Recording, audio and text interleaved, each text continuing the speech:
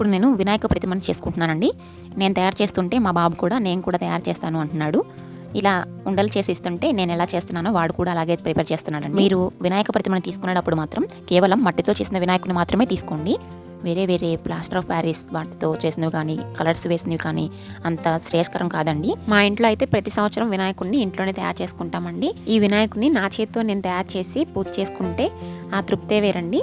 అదేంటో తెలియదు కానీ ఇలా వినాయకుని ప్రిపేర్ చేసుకోవడం అంటే నాకు చాలా ఇష్టం. ఇలా వినాయకుని తయారు చేసుకునేటప్పుడు బొజ్జ లోపల మొక్కలవి సీడ్స్ ఉంటాయి కదండి, ఆ సీడ్స్ వేసుకొని కూడా తయారు చేయొచ్చు.